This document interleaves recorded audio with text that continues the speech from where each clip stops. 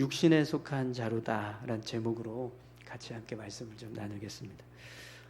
오늘 본문 말씀을 보시면 바울이 고린도 교회를 책망하는 말씀을 보게 됩니다. 바울은 고린도 교회가 참된 교회의 모습을 세우지 못하고 세상적인 어떤 가치 그리고 능력을 자랑하면서 스스로를 높이려고 했던 그런 모습들을 책망하고 있습니다.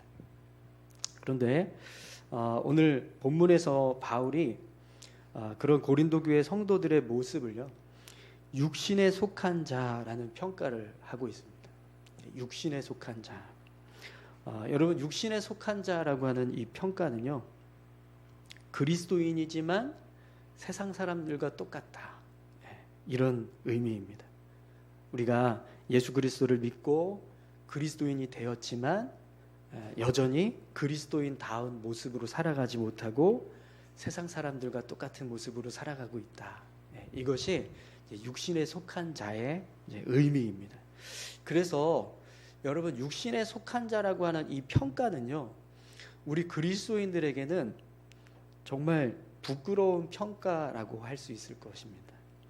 왜 그러냐면 이 육신에 속한 자라고 하는 이 표현 안에는 여러 가지 의미들이 담겨 있을 수 있겠지만 그 중에 하나가 가짜, 거짓된 자, 이런 의미가 담겨지기 때문에 그렇습니다.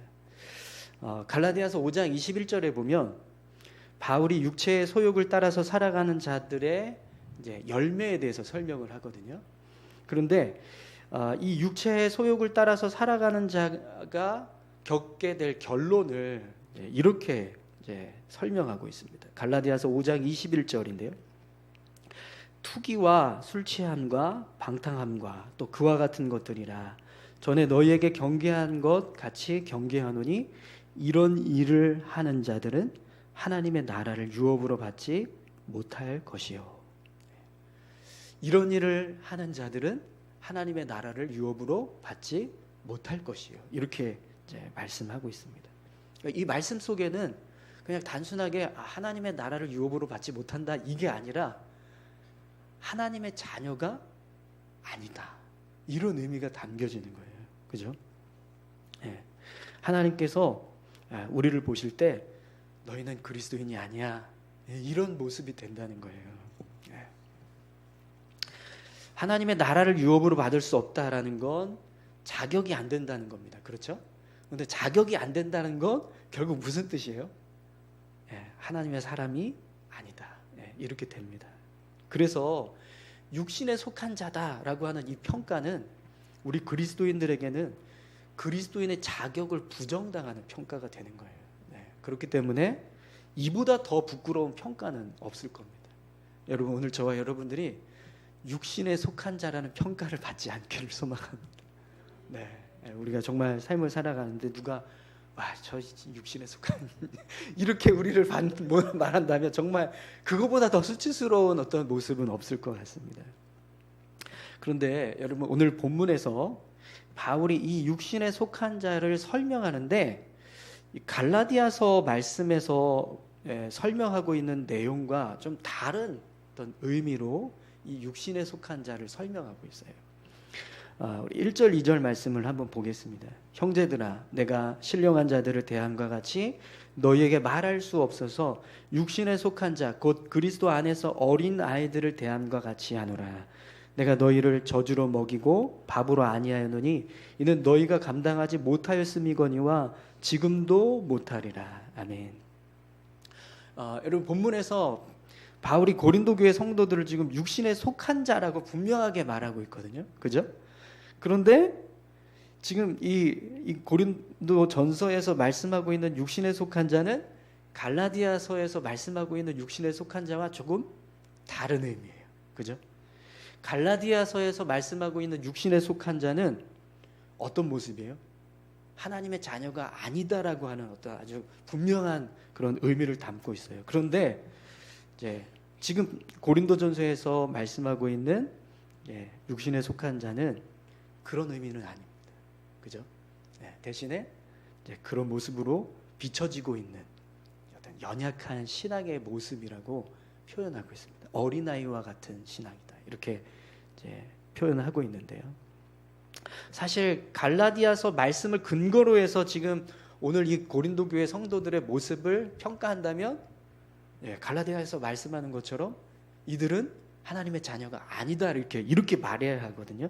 그런데 바울이 그렇게 말하지 않고 그리스도 안에서 어린아이들을 대함과 같이 하노라 이렇게 말씀하고 있습니다. 이게 무슨 뜻이냐면 고린도 교회 성도들의 모습이 지금 육신에 속한 자의 모습으로 살아가고 있다는 거예요. 그런데 그 이유가 뭐냐?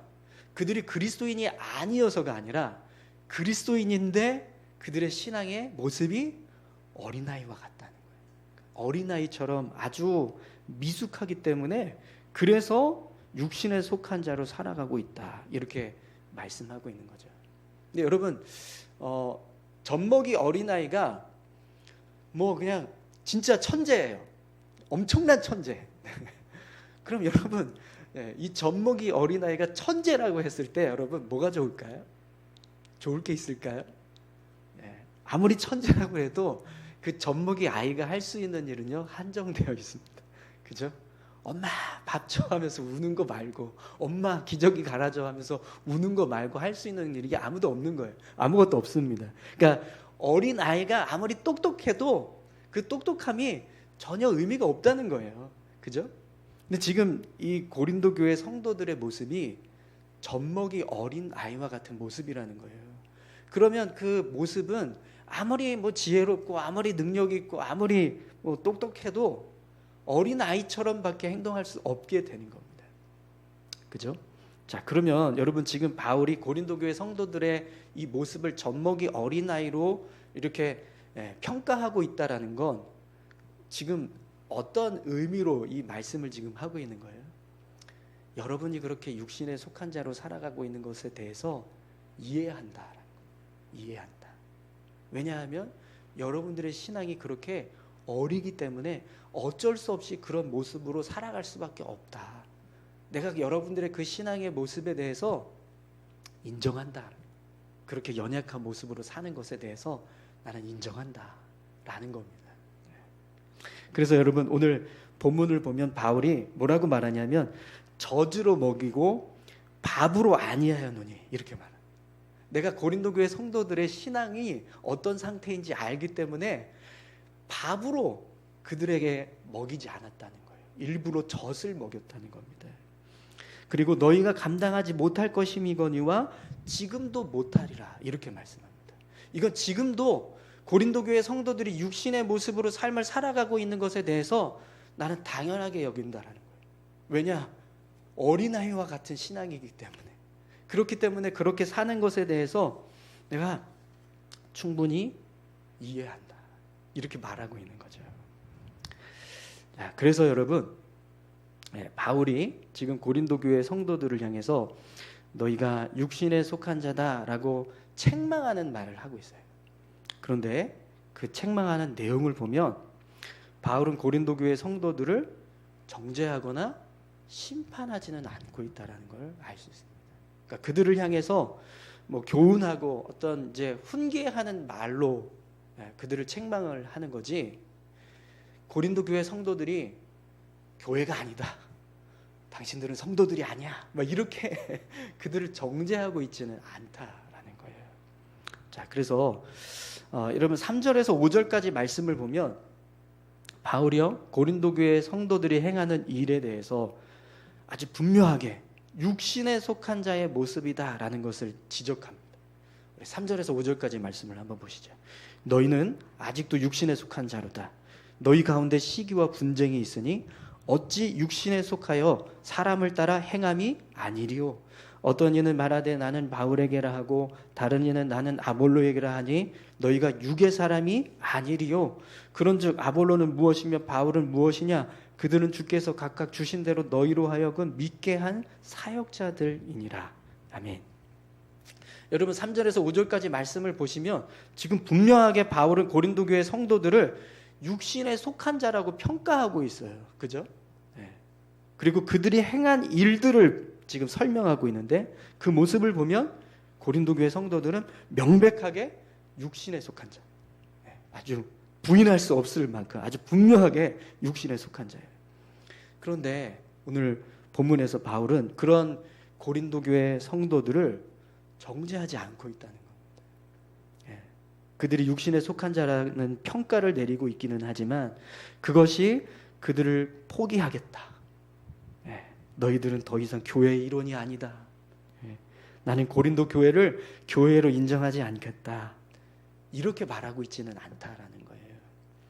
근데 여러분, 지금 3절에서 5절까지 말씀만 봐도 고린도 교회 성도들이 행하고 있는 모습은 이미 교회의 본질을 잃어버렸습니다.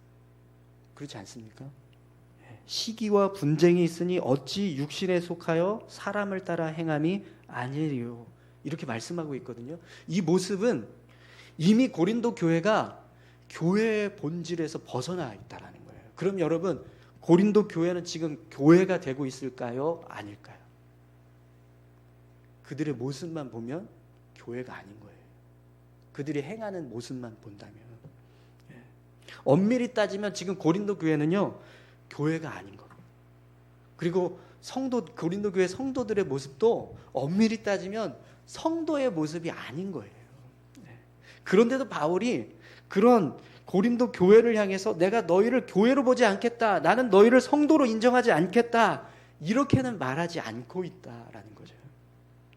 자, 그러면 여러분, 왜 바울이 이 육신에 속해서 살아가고 있는 이 고린도 교회, 그리고 고린도 교회 성도들을 향해서 왜 계속 교회라고 인정을 하고 성도라고 인정을 할까요? 그 이유가 6절에서 9절까지 말씀에 담겨져 있습니다. 우리 6절에서 9절까지 함께 보시죠. 나는 심었고 아볼로는 물을 주었으되 오직 하나님께서 자라나게 하셨나니 그런즉 심는 이나 물 주는 이는 아무것도 아니로되 오직 자라게 하시는 이는 하나님뿐이니라. 심는 이와 물 주는 이는 한 가지이나 각각 자기가 일한 대로 자기의 상을 받으니라. 우리는 하나님의 동역자들이요 너희는 하나님의 밭이요 하나님의 집이니라. 아멘. 지금 바울이요, 고린도 교회가 세워지게 된 배경을 설명하고 있어요. 바울은 씨를 뿌렸고 아볼로는 물을 주었다, 이렇게 말합니다. 그런데 그것을 성장하게 하신 분이 누구라고 말씀하시죠? 하나님이라고 말씀합니다. 하나님. 심느니 물 주느니 사실 그들은요 아무것도 아닙니다. 오직 자라게 하시는 하나님만이 교회의 주인이 되신다라는 거예요. 고린도 교회가 성장을 한 것, 그것은 하나님께서 고린도 교회를 성장시켜 주셨기 때문이다라는 거죠. 그래서 바울이 고린도 교회를 여전히 하나님의 밭이요 하나님의 집이다, 이렇게 말씀하고 있는 겁니다. 하나님께서 고린도 교회를 세우셨다. 하나님께서 고린도 교회를 성장시켜 주셨다. 그렇기 때문에 고린도 교회는 여전히 하나님의 교회이다라는 거죠.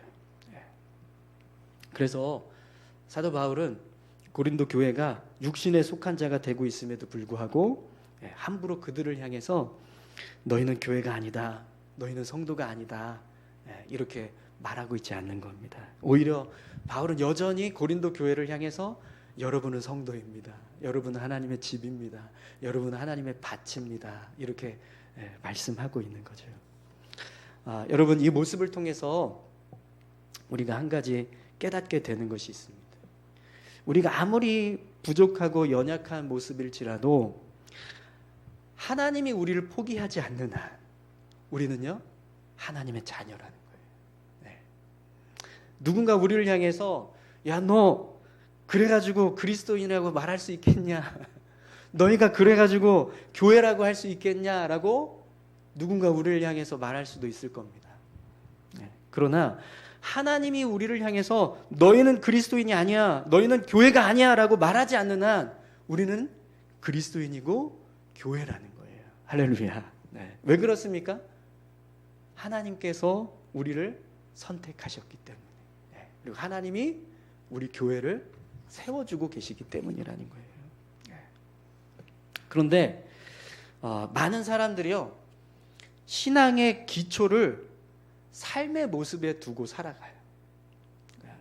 그래서 삶이 흔들리면 신앙도 흔들립니다.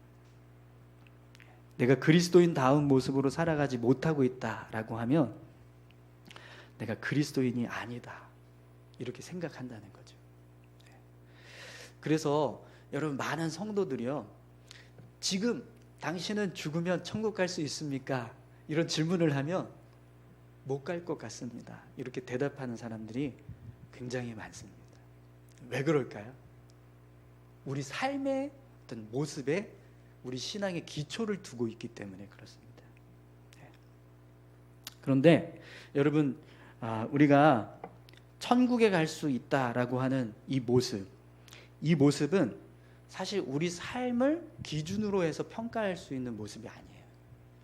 여러분, 우리가 천국에 간다는 건 뭘 근거로 해서 우리가 천국에 간다고 말하죠? 예수님이신데 그게 어디에 기록되어 있어요? 네, 성경에 기록되어 있습니다. 그러니까 우리가 성경에 근거해서 우리 신앙을 판단해야 된다는 거예요. 그러니까 우리 신앙의 기준이 우리 삶이 아니라 말씀이 되어야 한다라는 거죠. 아멘이십니까? 네. 그런데 여러분, 말씀에서는 우리가 천국에 갈 수 있는 길을 어떻게 설명하고 있죠? 요한복음 12장 12절 13절. 영접하는 자 곧 그 이름을 믿는 자들에게는 하나님의 자녀가 되는 권세를 주셨으니 이는 혈통으로나 육정으로나 사람의 뜻으로 나지 아니하고 오직 하나님께로부터 난 자들이니라. 아멘. 네. 이것이 우리가 천국에 갈 수 있는 길에 대해서 설명하고 있는 말씀입니다. 네. 이 말씀의 기초에서 우리가 하나님 나라에 들어갈 수 있다라고 믿고 살아가는 거예요. 네. 사랑하는 성도 여러분, 우리 믿음의 기초는요, 예수 그리스도이십니다. 네. 그분이 우리 신앙의 본질이에요. 내가 예수 그리스도를 구주로 믿고 또 내 삶에 예수님을 주인으로 인정했다면 우리는요, 누가 뭐라고 해도 하나님의 자녀입니다. 그리고 우리는 언젠가 하나님께서 부르실 때 천국에 들어가게 될 줄 믿습니다. 네, 그렇기 때문에 여러분, 우리의 신앙을 우리의 행동과 삶의 모습으로 평가해서는 안 됩니다. 우리가 살아가고 있는 모습이 그리스도인이다 아니다를 판단할 수 있는 기준이 아니라는 거예요. 여러분, 예수 그리스도를 영접하셨습니까? 네. 그분을 여러분들의 삶의 주인으로 모시고 계신가요? 네. 그러면 여러분은 하나님의 자녀들입니다. 그리고 하나님께서 여러분을 너는 천국 백성이다 라고 분명하게 말씀하고 계십니다. 여러분, 우리가 하나님의 자녀라는 것을 늘 잊지 마시기 바랍니다. 그래서 여러분, 우리 신앙의 기준은 우리 삶이 아니라는 거예요. 우리 삶이 흔들리더라도 우리 믿음은 흔들리지 않아야 합니다. 내가 하나님의 자녀라는 것, 그것이 내 믿음의 어떤 연약함 때문에 흔들려서는 안 된다는 겁니다. 우리 삶과 우리의 믿음은요, 달라요. 그걸 분명하게 기억하시고 늘 우리 믿음을 잘 세워가실 수 있기를 축원합니다. 자, 그런데 여러분, 이걸로만 끝나면 한 가지 우리에게 문제가 생깁니다. 오늘 사도 바울은요, 본문의 말씀을 통해서 우리에게 한 가지 교훈을 더 가르쳐주고 있는데, 그 교훈이 뭐냐면 우리 믿음이 성장해야 된다는 거예요. 여러분, 우리의 믿음은요, 계속해서 성장해 가야 합니다. 그래야 우리가 육신에 속한 자로 살아가지 않게 돼요. 오늘 본문에서 고린도 교회 성도들이 육신에 속한 자로 살아가는 이유가 뭐라고 그랬죠? 어린아이 신앙 때문이에요. 어린아이 신앙 때문에. 고린도 교회 성도들의 신앙이 어린아이 신앙이라는 거예요. 그래서 육신의 모습으로 살아가고 있다는 거예요. 그러면 그걸 바꿔서 말하면 장성한 분량의 신앙이 되면 어떻게 살아가게 될까요? 육신에 속한 자로 살아가지 않고 성령에 속한 자로 살아가게 된다는 겁니다. 그래서 우리의 신앙이 성장해 가야 한다는 거죠. 근데 여러분, 오늘 본문에서 우리 신앙을 성장케 하시는 분이 누구라고 말씀하셨죠? 하나님이시라고. 고린도 교회를 세우신 분이 누구라고요? 하나님. 고린도 교회가 성장하게 하신 것 하나님이 하신 일이라고 말씀합니다. 그렇기 때문에 우리 신앙도 성장시키시는 분은 우리가 아니라 하나님이신 거예요. 그럼 우리는 뭘 해야 될까요? 우리 신앙을 성장시키기 위해서 우리 뭘 해야 될까요? 하나님이 우리 신앙을 성장시키시는 분이라면 그럼 하나님께서 성장시켜 주실 때까지 우리는 뭘 해야 될까요? 그냥 기다리면 될까요? 아니죠. 오늘 본문에서는 뭐라고 말씀합니까? 심는 이와 물 주는 이가 있었다. 나는 심고 아볼로는 물을 주었다. 이렇게 말씀합니다. 그러니까 우리가 우리 신앙을 성장시킬 수는 없어요. 우리가 심고 물을 주는 것 때문에 우리 신앙이 성장하는 게 아니라 하나님이 우리 신앙을 성장시켜 주시는 거예요. 근데 그냥 가만히 있는다고 해서 성장이 되냐? 그게 아니라 심고 물을 주는 모습이 필요하다는 거죠. 그럼 심고 물 주는 모습이 뭘까요? 저는 이 자리에서 우리가 예배하고 있는 이 모습이 심고 물 주는 거라고 믿습니다. 그죠? 여러분, 지금 이 시간에 우리가 세상에서 살고 있다고, 세상에 속해서 살아가고 있다고 생각을 해보세요. 이 자리에 없고 세상에 있다. 그게 하나님을 향해서 우리가 우리 믿음을 성장시키기 위한 어떤 심는 모습, 물 주는 모습이라고 말할 수 있겠습니까? 없겠죠. 물론 이제 지금 이 순간에 우리가 예배하지 않고 세상에 있더라도 그 속에서 내 그리스도인의 모습을 온전하게 지켜가려고 막 힘쓰면서 있다면 그 모습도 심는 모습, 물 주는 모습이라고 할 수 있겠지만 육신에 속한 자의 모습으로 세상에 나가서 살아가고 있다면 그건 아니라는 거예요. 그래서 여러분, 우리 신앙의 모습이요, 심는 모습, 물 주는 모습이 필요합니다. 이것이 우리 신앙을 성장시킬 수 있는 능력은 아니에요. 그러나 그 능력 대신은 하나님을 붙잡고 의지하는 모습이 심는 모습, 물 주는 모습이라는 거죠. 오늘 저와 여러분들이요, 정말 열심히 심고 물 주는 삶을 사실 수 있기를 소망합니다. 그런 의미에서 여러분, 말씀을 붙잡고 살아가는 것 분명히 심고 물 주는 모습인 줄 믿습니다. 그죠? 우리가 하나님 말씀대로 살겠습니다. 하나님의 뜻대로 삶을 살아가겠습니다. 그렇게 삶을 살아가는 것, 그게 우리 신앙을 성장시킬 수 있는 능력은 아니지만 그 모습이 우리가 하나님을 붙잡는 모습이고 하나님을 의지하는 모습이라는 거죠. 자, 그러면 또 하나로 더 한 발자국 나가서 예수 그리스도와 함께 동행하는 것, 심는 모습이죠. 네, 물 주는 모습 맞습니까?